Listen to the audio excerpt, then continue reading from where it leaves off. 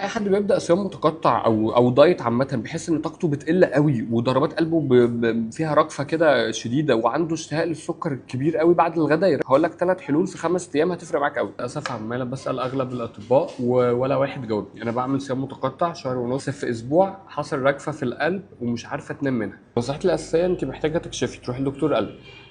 بس تعالى اقول لكم، هو الكومنت ده انا ممكن اجاوبه ازاي. ثم وقت طويل قوي وجسمها مش بيعرف يعوض الاملاح والمعادن اللي هي عماله بتفقدها.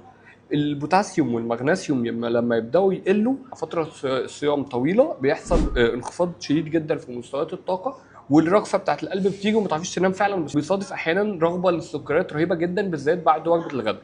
ال3 حاجات اللي انت هتعمليها: واحد، عايزك تشربي الكترولايتس. ده ممكن بيتشرى جاهز من بره مصر، هتلاقي مكتوب اسمه الكترولايتس. في مصر في حاجه اسمها ليميتلس هيدريت، وده انا قلته طبعا في مليون فيديو ازاي تعمله حتى في البيت.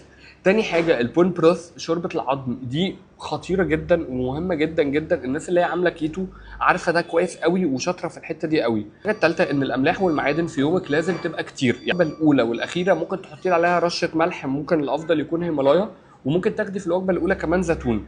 لو انت رفعتي نسبه الاملاح والمعادن عندك، الرغفه بتاعت القلب دي هتبدا تقل ومستويات طاقتك هتبدا تكون متزنه تماما، ورغبتك في السكريات هتبدا تقل. اعملي دي بالظبط 5 ايام، يبقى 3 اعراض: طاقه قليله جدا، رغفه في القلب، اشتهاء للسكر. في 3 حاجات للحلول: الكترولايتس والبون بروث ودي الاملاح في يومك. 5 ايام بس الموضوع ده هيضيع كله. تكوني عامله صوره دم كامله ومخزون حديد، لو دول كويسين الفيديو ده هينفعك قوي. وطبعا انا نصيحتي تروحي لدكتور قلب حتى تتكلمي معاه في ده.